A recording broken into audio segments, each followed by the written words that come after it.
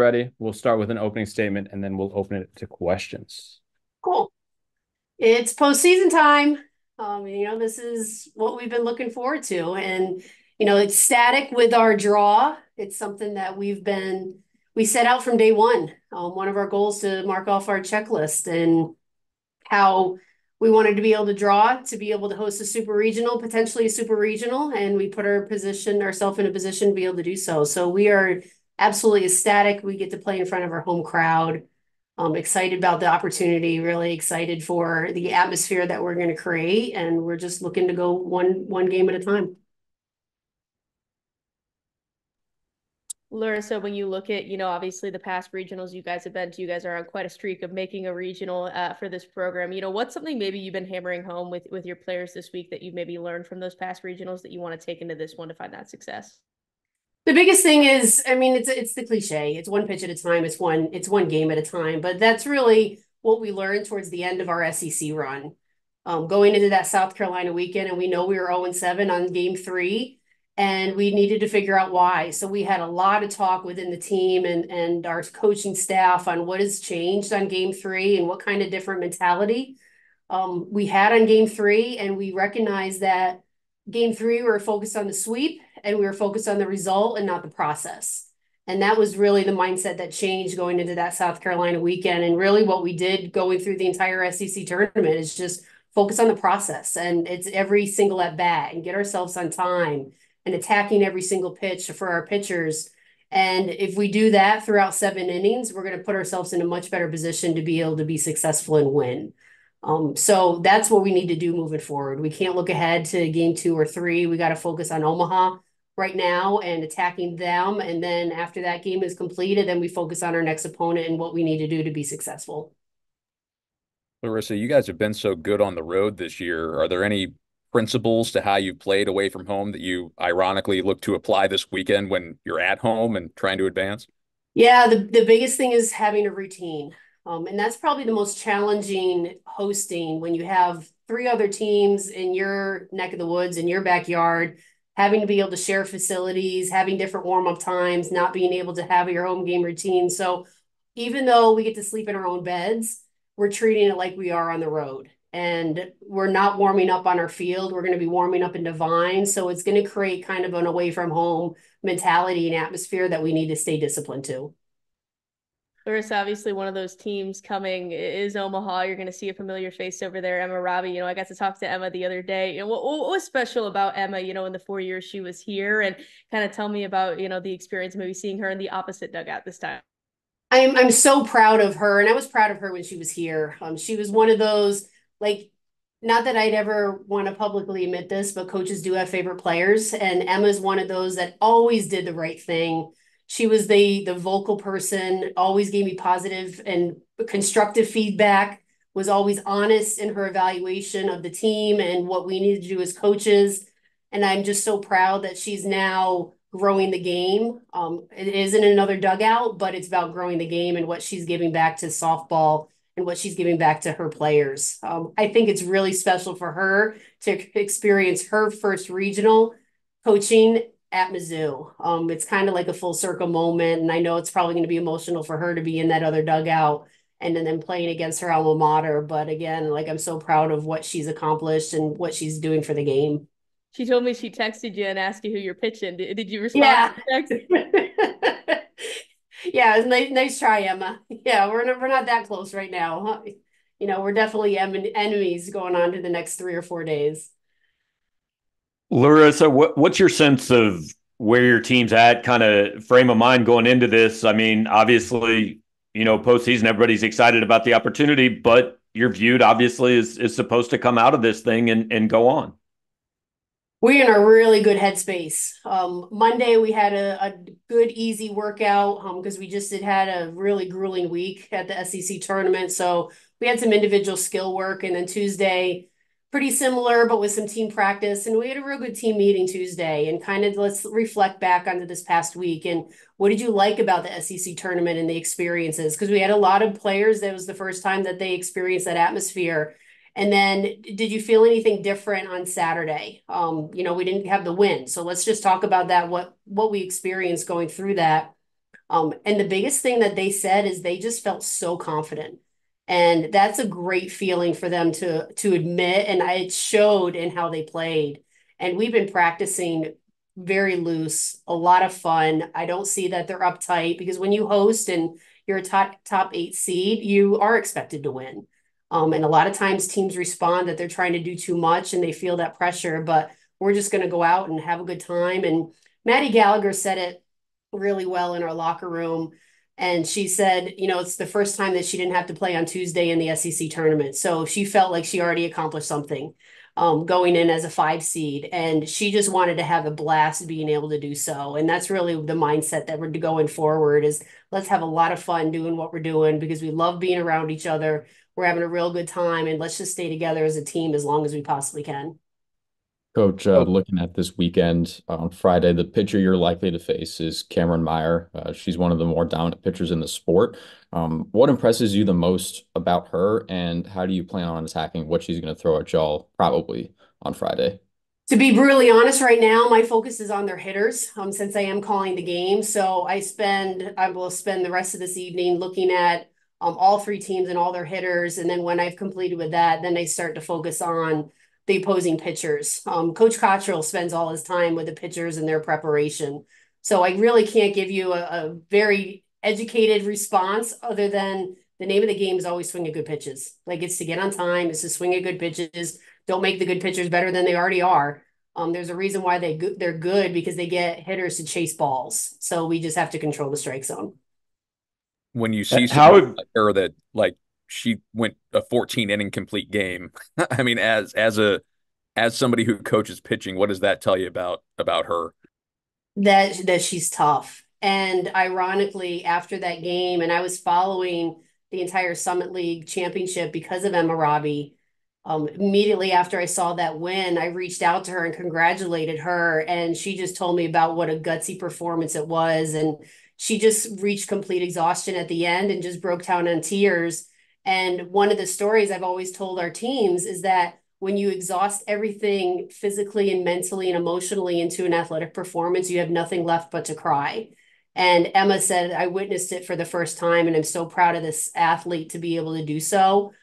So it's special that Emma and I shared that moment, but it just tells me a lot more about the type of pitcher that she is. That she's not going to want to come out of the game. Like she's going to give us every ounce of energy that she has in order to compete, and we have to not only match her energy but get her uncomfortable. You mentioned on Sunday some of these smaller schools, mid-majors coming into this tournament with the chip on their shoulder. And I mean, you know what it's like to come into this place as the team that's got no expectations on you. So how dangerous is a team like that in Omaha?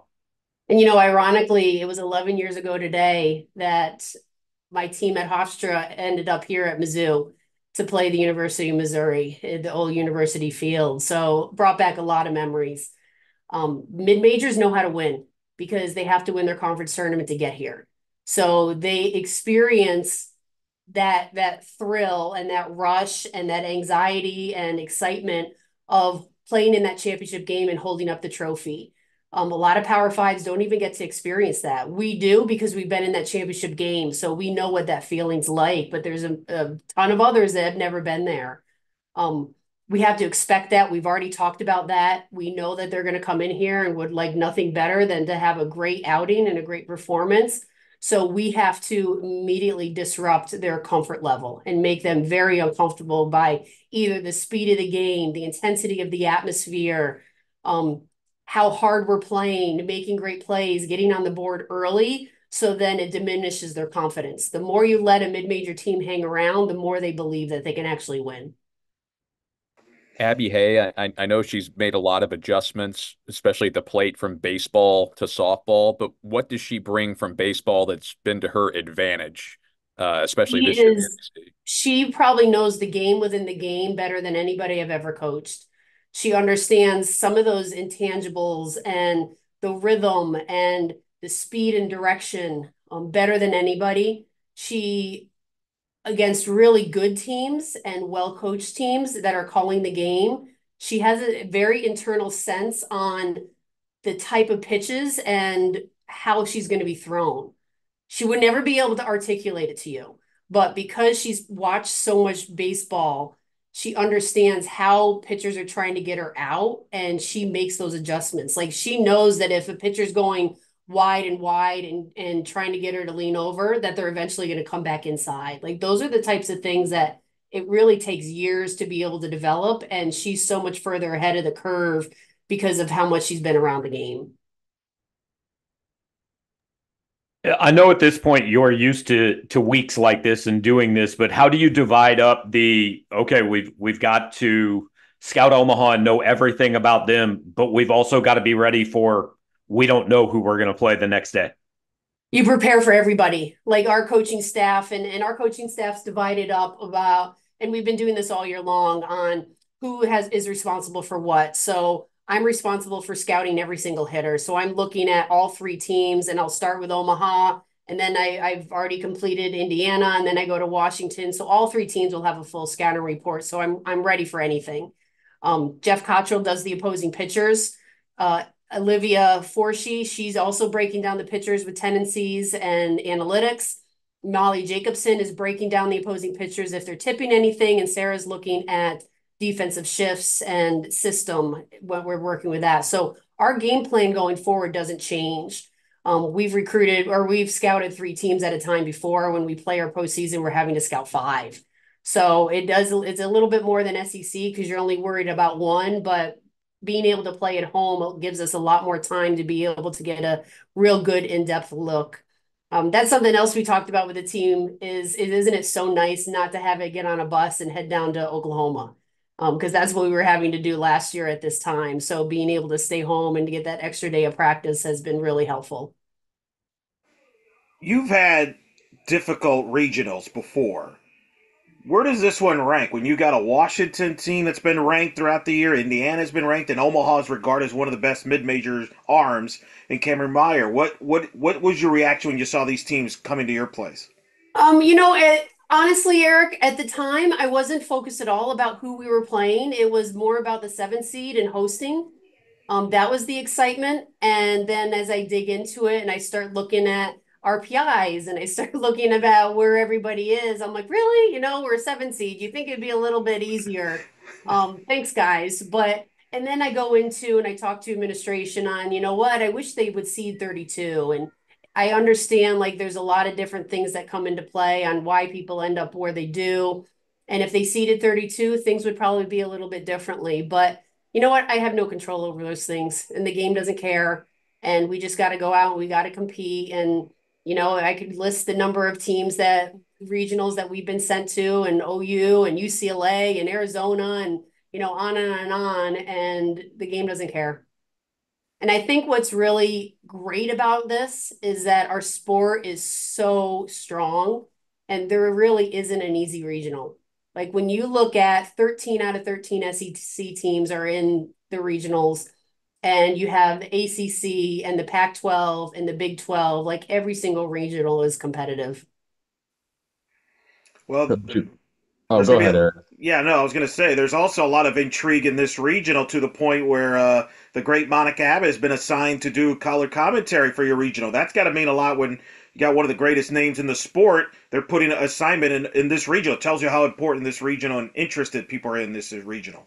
Yeah, absolutely. I mean, when I hear that our bowl of our stadium, our grandstand of our stadium was sold out before our tickets even went public, like that's pretty awesome. Coach, you already mentioned how your team's in a pretty good headspace. How much does having a group of veterans that have been here before, that have been in these big time postseason games before, how much does that help you guys in terms of maintaining steady emotions, especially when excitement and anticipation is pretty high? It's something that it's been common language from day one that everyone stepped foot on campus this year, and they're the best experiences that they've ever had as a Mizzou softball player. And they're always referring to regionals and super regionals in 2021. And the freshmen are working to have that experience again so then they can tell those stories 2, 3, 4 years from now. Um, our program is set up that it doesn't matter if we're taking a ground ball in our stadium or Oklahoma City or in Devine, it's still a ground ball. So we don't want to make this regional any bigger than it already is. We already know the expectations and we already know what's at stake.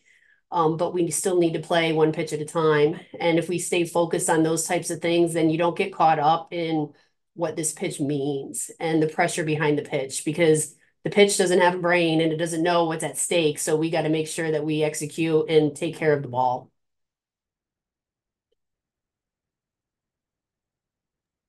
Awesome. Thank you so much, Coach. You got it. MIZ.